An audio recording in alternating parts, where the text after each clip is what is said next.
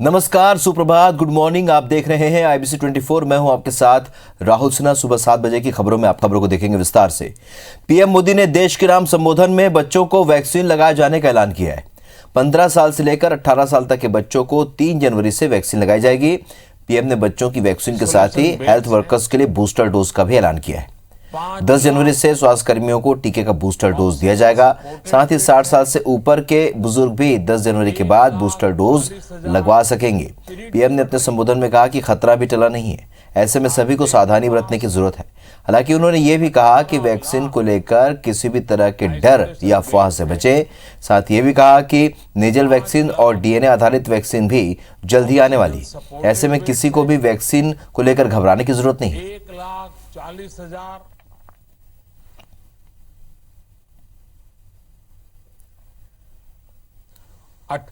अब उनके लिए देश में वैक्सीनेशन प्रारंभ होगा।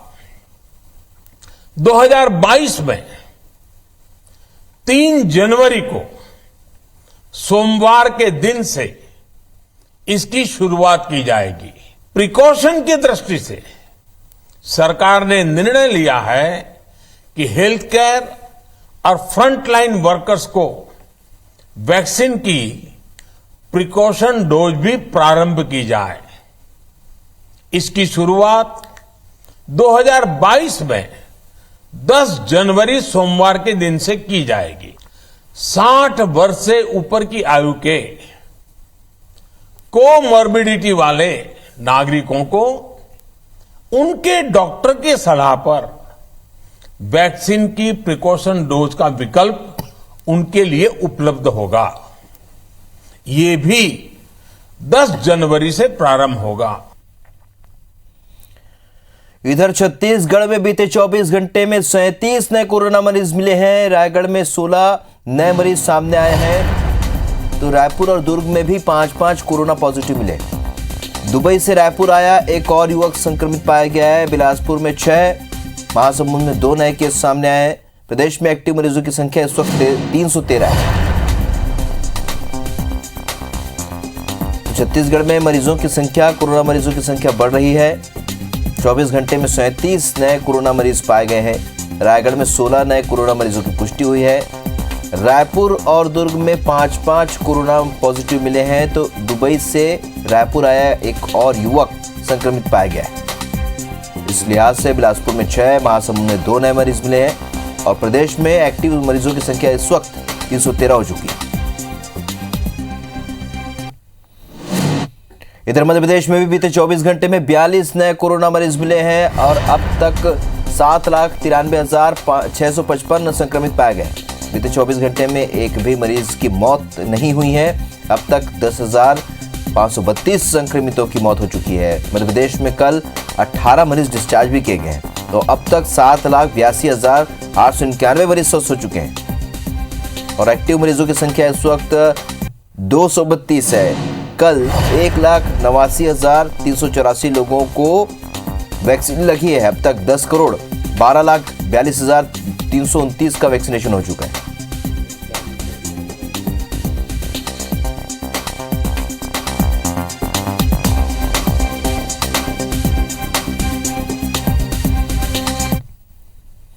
बात करेंगे भोपाल से एक और बड़ी खबर का। निगम मंडल अध्यक्षों की आज बैठक है। सीएम शिवराज सिंह चौहान आज मंडल अध्यक्षों के साथ बैठक करेंगे और निगम मंडल के अध्यक्षों की बैठक में चाय पर चर्चा होगी और सुबह 11 बजे निगम मंडल अध्यक्षों की बैठक होगी। तो बड़ी खबर आपको बता रहे हैं, निगम मंडल अध्यक्षों की आज बैठक होने जा रही है। सीएम शिवराज निगम मंडल अध्यक्षों के साथ बैठक करेंगे। नीलम गुरुवे हमारी सहयोगी और ज्यादा जानकारी के साथ इन खबरों पर भोपाल से जुड़ रही है। नीलम, हम देख रहे हैं किस तरीके से अब कोरोना का संक्रमण बढ़ रहा है, तमाम इंस्ट्रक्शन भी आ चुके हैं। इस बीच सीएम शिवराज आज निगम मंडल के अध्यक्षों के साथ बैठक भी करें और क्या कुछ खास होगा? जी बिल्कुल, मुख्यमंत्री शिवराज सिंह चौहान आज नए निर्वाचित जो निगम मंडल के अध्यक्ष बनाए गए हैं उनके साथ चाय पर चर्चा करेंगे। सुबह 11 बजे ये जो है बैठक आयोजित की गई है। मध्य प्रदेश में काफ़ी लंबे समय बाद सभी निगम मंडलों के अध्यक्षों की नियुक्ति पिछले दो दिन पहले ही की गई थी और इनके आगे क्या कुछ कामकाज रहेंगे, किस तरीके की रणनीति से, क्योंकि लंबे समय से अध्यक्ष न होने के चलते कहीं ना कहीं हर एक जो निगम मंडल था उनका कार्य प्रभावित हो रहा था और लंबे समय से ये मांग भी की जा रही थी कि सरकार निगम मंडलों के जो अध्यक्ष है और उपाध्यक्ष है उनकी नियुक्ति कर दे, क्योंकि जब मध्य प्रदेश में कमलनाथ सरकार थी तब भी पूरे निगम मंडलों की नियुक्ति नहीं हो पाई थी। उसके बाद जब शिवराज सरकार मध्य प्रदेश में आई उसके बाद भी लंबे समय से जो है ये मांग उठ रही थी बीजेपी के अंदर कि निगम मंडलों की नियुक्ति सरकार कर दे। और अब पिछले दो दिन पहले ही मुख्यमंत्री शिवराज सिंह चौहान ने सभी निगम मंडलों के अध्यक्ष और उपाध्यक्षों के नाम की जो है घोषणा कर दी और आज उन सभी के साथ मिलकर चर्चा करने वाले हैं कि किस तरीके के कामकाज जो प्रभावित हुए हैं पिछले दिनों में उनको कैसे आगे ले जाया जा सकता है, पूरे कामकाज जो प्रभावित हुए हैं उनको कैसे एक सही ट्रैक पर ले जाया जा सकता है। इसके अलावा अगर हम दूसरी बड़ी खबरों की बात करें तो मध्य प्रदेश में पिछले 24 घंटों में 42 कोविड जो है पॉजिटिव मरीज मिले हैं। ये काफ़ी दिनों बाद ये आंकड़ा देखने को मिला है, क्योंकि मध्य प्रदेश में जो पॉजिटिविटी दर थी वो काफ़ी नीचे चली गई थी, 0.2% तक ये चली गई थी। पर एक साथ जो है इसे हम ये कहेंगे कि काफ़ी महीनों बाद एक साथ कोरोना बम मध्य प्रदेश में फूटा है और उसके साथ ही एक्टिव मरीजों की संख्या 232 पहुंच गई है। लगातार मुख्यमंत्री शिवराज सिंह चौहान समेत सभी जिला क्राइसिस कमेटी की बैठकें हो रही हैं और ये निर्देशित किया जा रहा है कि जिस तरीके से मध्य प्रदेश में केस बढ़ रहे हैं उन्हें लेकर के सख्तियां की जाए। पाबंदियां लगाना मध्य प्रदेश सरकार ने शुरू कर दिया है, नाइट कर्फ्यू की यहाँ पर शुरुआत हो चुकी है और इसके साथ ही साथ वैक्सीनेशन पर जोर सबसे ज्यादा दिया जा रहा है। वहीं जैसा कि कल पीएम मोदी ने ये घोषणा की कि 3 जनवरी से 15 से 18 साल के नाबालिगों को वैक्सीन लगना शुरू हो जाएगी, तो मध्य प्रदेश सरकार इसके लिए जो रणनीति बनाने वाली है उस पर देखने वाली बात होगी, क्योंकि मध्य प्रदेश सरकार लगातार ये कह रही है कि हमारे पास जो ढांचा है वैक्सीनेशन का वो काफ़ी सुदृढ़ है और इसके तहत ही अब तक जो है वैक्सीनेशन में मध्य प्रदेश टॉप पर रहा है। और जब भी केंद्र सरकार ये निर्देशित करेगी कि बच्चों को वैक्सीन लगना है उस गाइडलाइन के मुताबिक हम ज़्यादा से ज़्यादा बच्चों को भी वैक्सीन के डोज लगा देंगे। वहीं बूस्टर डोज की भी यहाँ पर बात की गई है हेल्थलाइन वर्कर और फ्रंटलाइन वर्कर्स को, तो उसके लिए भी जो है अधिकारियों के साथ मिलकर चर्चा की जाएगी कि किस तरीके से जो है 10 जनवरी से वैक्सीनेशन शुरू किया जाना है। तो ये पूरी कुछ बड़ी खबरें हैं जिन पर लगातार आज दिन भर IBC 24 की नजर बनी रहेगी। इस जानकारी के लिए आपका बहुत बहुत शुक्रिया नीलम। बढ़ते आगे, छत्तीसगढ़ की राजधानी रायपुर में 2 दिवसीय धर्म संसद का आज समापन होगा। समापन कार्यक्रम में मुख्यमंत्री भूपेश बघेल भी शामिल होंगे। इससे पहले साधु संतों के बीच भारत को हिंदू राष्ट्र घोषित करना, सनातनियों को एकजुट करना, राष्ट्रीय हिंदू बोर्ड का गठन, रायपुर में गुरुकुल निर्माण, सनातन धर्म की रक्षा और हिंदुओं को जागरूक करने के मुद्दे पर परिचर्चा हुई। पहले दिन धर्म संसद की शुरुआत निशान और कलश यात्रा से हुई। इसमें पूर्व मुख्यमंत्री डॉक्टर रमन सिंह, संसदीय सचिव विकास उपाध्याय, गौ सेवा आयोग के अध्यक्ष महंत राम सुंदर दास शामिल हुए। नीलकंठ सेवा संस्थान द्वारा आयोजित धर्म संसद में देश और प्रदेश के 200 से भी ज्यादा साधु संत पहुंचे हैं। धर्म संसद पर भाजपा और कांग्रेस नेताओं की भी प्रतिक्रिया आई। कैबिनेट मंत्री रविंद्र चौबे का कहना है कि संविधान सभी धर्मों को सम्मान देने की बात करता है, सर्वधर्म सद्भाव की स्थिति पर चर्चा होनी चाहिए। वहीं पूर्व मंत्री बृजमोहन अग्रवाल का कहना है कि धर्म का मतलब सत्य होता है, लोगों के जीवन में सुख, शांति, समृद्धि लाना है और इसके लिए रायपुर में आयोजन हो रहा है।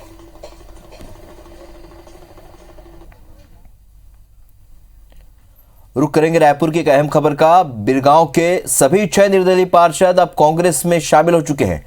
कांग्रेस और समर्थित पार्षदों की संख्या 25 हो गई है। कांग्रेस ने सभी 25 पार्षदों की फोटो भी जारी कर दी है। तो ये वो फोटो जो कांग्रेस ने जारी की है।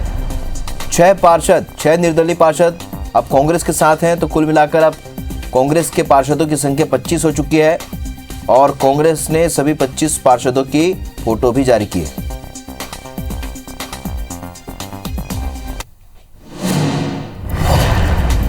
तो बीरगांव में शहर सरकार के लिए लगातार मंथन जारी। इस बीच 6 पार्षद और कांग्रेस में शामिल हुए हैं। कुल मिलाकर अब 25 पार्षद कांग्रेस के हो चुके हैं बीरगांव में।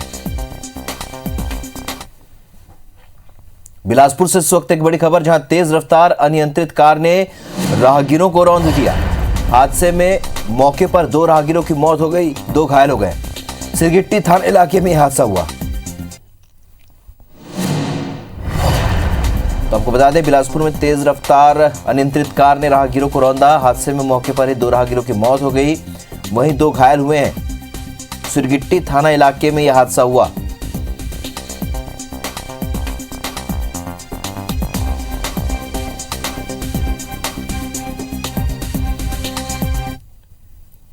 बात करेंगे कोरबा की एक अहम खबर की, तो कोरबा में अपहृत नर्स का पुलिस को अब तक कोई सुराग नहीं मिल पाया है। हरदी बाजार पुलिस चौकी इलाके में स्थित भिलाई बाजार में देर रात करीब 8-8:30 बजे यह वारदात सामने आई। बताया जा रहा है कि भिलाई बाजार पीएचसी में काम करने वाली नर्स ओम साहू रात की शिफ्ट में ड्यूटी के लिए 2 पहिया वाहन से अस्पताल जा रही थी, लेकिन मेन गेट के भीतर जाने से पहले वहां एक सफेद रंग की स्कॉर्पियो गाड़ी पहुंची। आरोपियों ने 2 पहिया वाहन को टक्कर मारकर गिरा दिया। नर्स को किडनैप कर हरदी बाजार की ओर भाग निकले। इस दौरान अस्पताल स्टाफ ने तत्काल इसकी सूचना पुलिस को दी। वारदात के बाद पुलिस ने आरोपियों की धरपकड़ के लिए नाकेबंदी कर दी है। धीरज दुबे हमारे सहयोगी और जानकारी के साथ फोन लाइन पर जुड़ चुके हैं। धीरज, अब तक इस पूरे मामले में क्या कुछ जानकारी निकली है? देखिए, लगातार पुलिस जो आरोपी है उसे तलाश की जा रही है। फिल्मी स्टाइल में जो किडनैपिंग की वारदात को अंजाम दिया गया, इसे कारणों को जानने की तलाश की जा रही है। साथ ही घटना की जानकारी मिलने के बाद जो कोरबा एसपी भोजन पटेल वो मौके पर पहुंच गए थे। इसके बाद में देर रात ही बिलासपुर आईजी रतन डांगी वो भी यहाँ पे आ गए, और जो अधिकारी है और जिले के जितने थाना चौकी प्रभारी सबको इस बाबत सूचना देते हुए जो स्कॉर्पियो उसका हुलिया बताते हुए और उसका रंग बताते हुए उसको पकड़ने के निर्देश दिए गए हैं। साथ ही पुलिस ने जो महिला थी उसकी कॉल डिटेल भी खंगाल रही है कि क्या इससे पहले कोई वाद विवाद हुआ था किसी व्यक्ति के साथ में, या कोई पहले उनको फोन आया था क्या, जिसके आधार पर उनको किडनैपिंग की वारदात को अंजाम दिया जा सके। हालांकि पुलिस अभी किसी ठोस नतीजे पर नहीं पहुंची है और लगातार इसकी जाँच की जा रही है। चलिए, आपसे आगे अपडेट लेंगे। इस जानकारी के लिए बहुत बहुत शुक्रिया धीरज आपका। कोरबा में एक बुजुर्ग की मौत के बाद उनकी 4 बेटियां जेल में बंद अपने भाई को पैरोल की अनुमति दिलाने कलेक्ट्रेट के चक्कर काटती रही। उधर 4 दिन में शव अस्पताल के मरचुरी में है। मदद करना तो दूर, उल्टे एक बाबू ने उन्हें गुमराह कर बिलासपुर भेज दिया। परेशान परिजन आखिरकार राजस्व मंत्री जयसिंह अग्रवाल के पास पहुंचे, तब जाकर पैरोल की अनुमति जारी की गई। राजस्व मंत्री के कार्यालय से प्रशासन को अवगत कराया गया और उन्हें पैरोल की प्रक्रिया पूरी करने कलेक्ट्रेट जाने के लिए कहा गया। रोते बिलखते परिजन को देख मीडिया कर्मियों ने उनकी परेशानी जानी। इस बीच बड़े अफसरों को भी खबर मिली, जिसके बाद आनंद फानन में कलेक्टर रानू साहू ने पैरोल की अनुमति प्रदान की। खरगोन जिले की भीकन गांव पुलिस ने एक बार फिर बड़ी कार्रवाई की है। पुलिस ने अवैध हथियार बनाने की फैक्ट्री का खुलासा किया है। पुलिस ने 7 अवैध पिस्टल और 3 देसी कट्टे के साथ हथियार बनाने का सामान बरामद किया है। पुलिस ने 2 आरोपियों को भी गिरफ्तार किया है। इनमें हथियार खरीदने वाला सागर जिले का आरोपी शिवम और हथियार सप्लाई करने वाला आरोपी उत्तम सिंह सिकलीगर भी शामिल है। आगामी पंचायत चुनाव को देखते हुए पुलिस की ये कार्रवाई अहम मानी जा रही है। मामले को लेकर एसपी सिद्धार्थ चौधरी ने बताया कि भीकन गांव थाना प्रभारी को मुखबिर से सूचना मिली थी, जिसके बाद गोयल पेट्रोल पंप के पास पहले शिवम और उसकी निशानदेही पर उत्तम सिंह को पकड़ा गया। धार के मनावर में 23 दिसंबर को बजरंग दल की शोभा यात्रा में हुए पथराव पर पुलिस एक्शन में नजर आ रही। मामले में सीसीटीवी फुटेज की मदद से 28 आरोपियों की पहचान कर केस दर्ज कर लिया गया है। साथ ही उपद्रवियों के घर पर पुलिस और प्रशासन की टीम ने कार्रवाई की है। उनके घरों में बुलडोजर चलाकर जमींदोज किया गया। मौके पर भारी पुलिस बल के साथ धार एडिशनल एसपी, एसडीओपी और एसडीएम भी मौजूद है। इससे पहले तलाशी के दौरान पुलिस को मकानों से भारी मात्रा में हथियार भी बरामद हुए।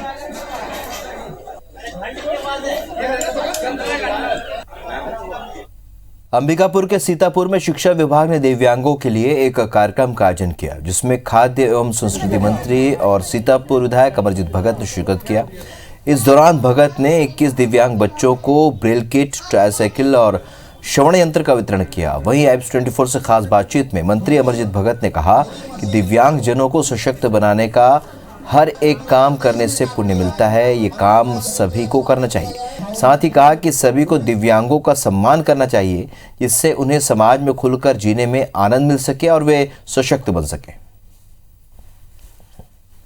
लोगों का समस्या सुनते हैं, जनसंपर्क में आते हैं। आज भी उसी तारतम्य में यहाँ पर आए थे यहाँ पर विकलांग बच्चों के लिए श्रवण यंत्र और ट्राईसाइकिल वितरण का कार्यक्रम था, उसमें भाग लिए।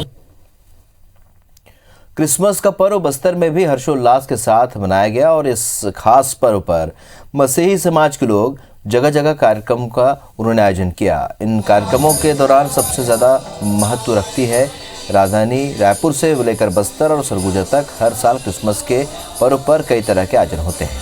जशपुर स्थित एशिया के दूसरे सबसे बड़े गिरजाघर में प्रभु यीशु का जन्मदिन बड़ी ही धूमधाम के साथ मनाया गया। हालांकि कोरोना के नए वेरिएंट ओमिक्रॉन के खतरे को देखते हुए जन्मदिवस चर्च के अंदर न मनाकर चर्च के सामने मंच पर मनाया गया, ताकि चर्च के अंदर किसी तरह की भीड़ न जुटे। अंबिकापुर में प्रदेश के खाद्य मंत्री अमरजीत भगत बिशप हाउस पहुंचे और यहां केक काटकर क्रिसमस मनाया। इसके अलावा कैरोल डांस के साथ ही अलग अलग युवाओं ने भी क्रिसमस के आयोजन में शिरकत किया। खाद्य मंत्री ने प्रदेशवासियों को क्रिसमस की बधाई दी। तो ये 4 अलग अलग तस्वीरें आप देख रहे हैं क्रिसमस को लेकर। रायपुर से लेकर अंबिकापुर, जगदलपुर और बस्तर में, जशपुर में कार्यक्रमों के आयोजन हुए।